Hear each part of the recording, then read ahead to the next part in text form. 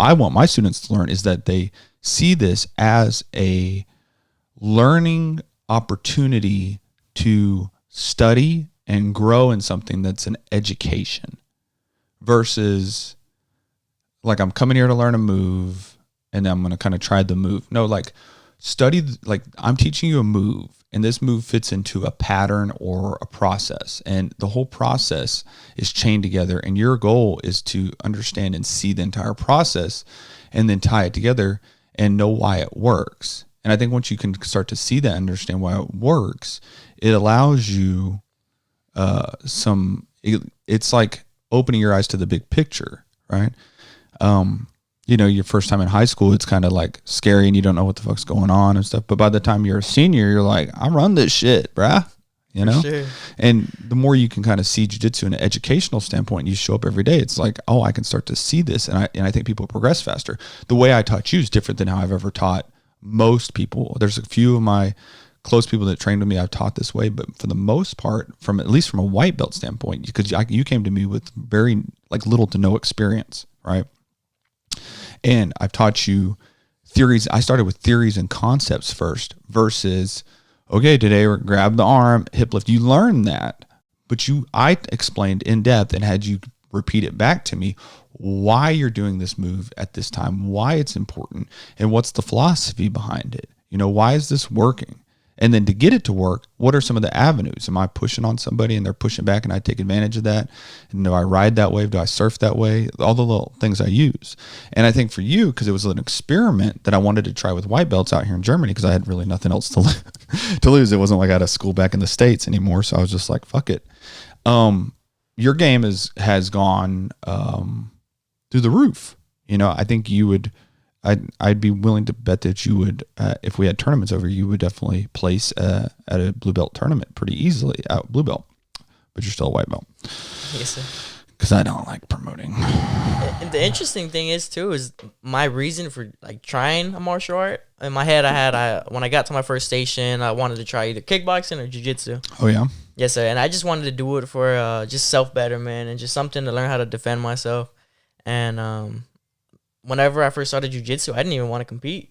Yeah. I didn't even want to. I'm just going to do it just for fun. Yes, sir, for fun, learn how to defend myself. And I don't know. When I had to buy a gi to make myself commit to doing jiu-jitsu, because I was like, if I buy a gi, I already put money into this. And it's hard to do jiu-jitsu at the beginning without a gi unless you're at a no-gi school. Yes, sir. So nothing wrong with that. I love no-gi schools. That definitely helped me commit. And then with overtime, like you said, it opens up different avenues and it kind of just lights up a fire inside of you and just... Yeah, where you're like, this is what some people get the bug real hard. You got the bug pretty hard. You had it like kind of like I had it. I mean, I was at one point sleeping in my car just to go train at Carlos's, Dallas. So Master Carlos, sorry. He's a friend now, but Master Carlos Machado. But you got the bug. But there's a lot of people that don't. And you'll see that where they come to a gym and it's just like twice a week they're there. And that's their time to relax and come in. And I think that they should study and make it an educational thing, like take notes. I'm a huge fan of taking notes, writing it down. Even if you're not a person that learns, you're like, I don't learn from writing. I'm not that way either, but fucking do it. It will help you retain it. And then when you got to teach it back, it helps you not miss steps, right? But for you, it's like you got the bug, but other people don't. And that's okay too. And they'll get good too, because you're going to go to gyms where you got your hobbyist. You got your, before the Dan Erhard Death Squad and Gordon Ryan, all them moved to Puerto Rico, they were at Henzo's in New York. And, I got a friend that's a black belt there, and he's like, yeah, it's like, he's not like big into competitions and stuff. He competes sometimes, but he's just like goes there and trains, and a little bit older guy. And he's like, we got that class where they're, doing that. And then we got just the regular Joes in there just choking people, and have their normal lives. They have normal careers. So I think just don't want to get burnt out. That's the other thing. Yes, sir. Do you ever feel like you're going to get burnt out? Burnout wouldn't be the word I'd want to use. Sometimes I feel like mentally exhausted. Yeah. But as far as burnout, no, sir. I feel like I've already decided that this is going to be a lifestyle from here on out. This is something I want to do for the rest of my life, and just continue. Like I said, there's always more to learn in jiu-jitsu, and I don't know. It's been awesome. It's definitely something I want to teach my kids one day. When I have kids, not having kids anytime soon, but... You don't know that? I hope not. Some chick on base is going to roll up. Next week, she's going to roll up and be like, Hey, you remember me? You were drunk the other night at that party? Yeah, I missed my period. That'd be wild. She's watching this podcast and comments. She comments, he's got kids now. If that happens, you guys make sure all the likes go up. Make that the top comment. Okay, I'll pin that shit to the top of the post. Wouldn't that be crazy if you could you handle a kid right now, you think? I feel like it's so. If I was to apply my lens of jiu-jitsu of seeing life, I believe I'd be able to handle it just because it's going with the flow. Yeah. And just accepting whatever comes my way, and just making the most out of the situation, even if it's a bad situation. Just trying to make the most out of it and do what I could to either survive or overcome that situation. See, how old are you? 19. He's not. How wise is that for someone that's 19 to say like, I apply my jiu-jitsu lens to life and just kind of go with the flow. Not like being passive, but not resisting it to where most people resist their current circumstances. Whatever's going on, bills, life, troubled relationships, and they resist it and fight it, and then they deal with the anxiety of that. But how wise is it that you can like choose it and you can choose it powerfully and go with the flow with it and you choose it powerfully. And if you're actually choosing it, like authentically choosing it, then it doesn't have power over you anymore. You have power over it. And at 19 years old, imagine all the stuff that if you're older than 19 listening to this, how many things have come up in your life that you wish you could have chosen or let that torment you for years. People have stuff that they've been holding on for 10, 20, 30 years because they haven't been willing to choose it. You know, people resist having diseases too. Like one of the most profound things is when I've seen a lot of people choose having cancer. Right? And they've got this disease that's eating at them and it fucking sucks. And I've had a lot of family members that I've had to put in the ground because of cancer, and cancer sucks. But if you have it, it's like you could sit there, resist it, have your life in the present, in the moments that you have, those few moments, those precious moments of being alive, that every day that you get those few seconds, be shitty torment, you know, or it could be something really great the minute you choose it. You know, it's like, yeah, I have cancer, and that's not saying how I'm not going to be like sad and digging on myself right now when I could savor this moment that I have. And that's where most people mess out, is on the present. They're either living in the past or they're worried about the future. You know, it's either anxiety or depression, one of the two. Yes, sir. It's all about how you want to see things and view things and choose. And you get to choose at any time. You could choose that at any time. Yes, sir. At 19 years old. Fuck, I wish I had that at 19. I was resisting everyone. And I want to say it like y'all brought out though, like the perspective. Jiu-Jitsu's brought out this perspective, and not that I've never had it, but y'all magnified it. Y'all brought out the best in me. Y'all brought out just seeing things in that sense. Because whenever we first started, I would resist trying to keep my guard closed. Yeah. If you told me about that, and that was kind of me having a fear of things I couldn't control. Yeah. Being scared of having my guard passed or just stuff like that. But learning how to let go and just ride the wave and just embrace whatever comes next helped me out a lot. And that's something I've implied both off and on the mats. Yeah, choosing, you know, jiu-jitsu in life, I say all the time, it's like no different.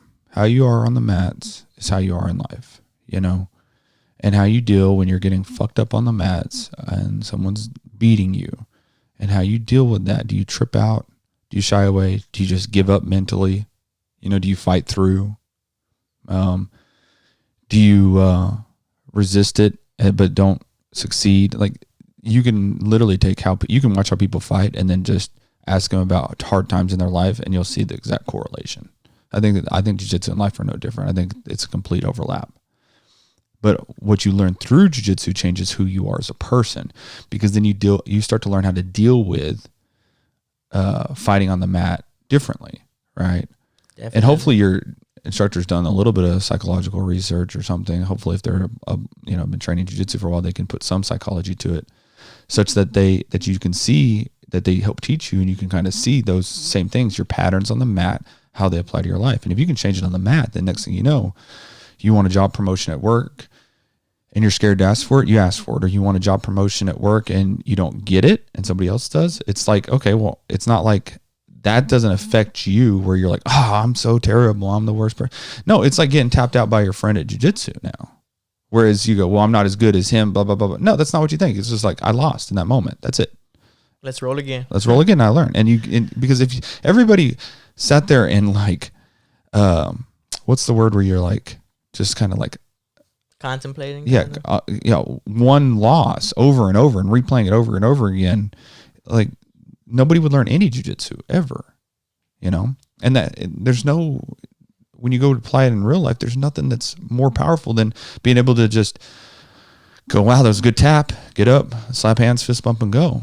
And that's like, anybody that's listening to this, you want to be a doctor, you want to, join the military, you want to like start a business, you want to have a family, you want to ask a girl out on a date, you want to ask a girl to marry you or a guy or whatever the fuck. Like it's just action. And it's like, don't see it any differently than slapping hands and fist bumping and doing a roll. And it's going to go a certain way. And if you lose the match, then guess what? You can shake it off and you can do it again. But if you also lose the match, you can also go back and assess and look at what did you do wrong, or what mistake did you make, or what's missing that you could put in that would have had a different outcome.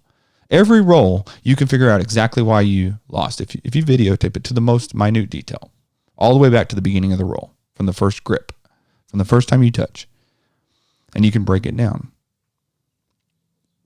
It's what Kobe said. He was talking about like, the games after that. He goes, I don't know how long is a basketball game? I have no idea. What is it? 15-minute quarters? Or yeah, I don't watch basketball. 12-minute quarters. Right? I don't watch basketball too much either. But the games, and then you have your breaks or whatever. It's probably like a couple hours, I guess. I don't fucking know. But for most people, for Kobe, he was talking about like watching game footage would be 5-6 hours, because he would be looking at everything. He would look at how the players, not only what they were doing and like what technique, what angle, where his feet at and the knees and where he stopped and turned. He would be analyzing everything. How were the players interacting with each other? When he was talking shit to this guy, how did that guy, react? How was he sitting on the sidelines? Was he bullshitting? Was he calm? Was he happy? Was he excited? And you could see like, okay, so I was talking shit to him. That got in his head. And the next thing, his next 3 plays were messed up. So I know that fucks with him. Right. And then he could bring that and save that, take notes on it, and bring it to the next time that those teams met up. And you can analyze it, not just like the actual movements of doing basketball, like throwing the ball, wrist, flexion, all that kind of stuff, but actually like the social aspect of it. And you can do the same thing with jiu-jitsu. It's just how hard do you want to study? And then that's why some of these people are the best in the world, and some of them are just your average, everyday, run-of-the-mill jiu-jitsu fighters. That's what made Kobe so elite. That's what separated him at the top. Same thing with Michael Jordan. Michael Jordan was like, at one point before the Bulls started winning all the championships, he was like, they said, go take the footage and just look. Don't look what we're doing right or wrong. Look what's missing. That which would make the difference. Like what was missing that we could put in? And one of the things he realized was not passing. So he started passing more, and then all of a sudden, boom, boom, boom, they started winning championships. And you just analyze jiu-jitsu, but then you can analyze life. So you didn't get the job promotion, right? And it's like for yourself. Maybe it's like, okay, there's all these other external factors. Maybe the boss, was like had something going on with that person, or like that person just more than you or whatever. But at least for your part inside of that social interaction, you can break apart why you didn't get the job, or get the promotion. You can analyze what worked and didn't work, or most importantly, what was missing. It's no different, man. People think life and jiu-jitsu are different. You're nuts. I'd beg to differ. You could see who got the job too, and analyze why they got the job, or what would have made them better than you, and pick a piece of their mind. And 2 games being played, right? Yours and the other person's. Sir. That's powerful. Hey, didn't we match on Tinder? What?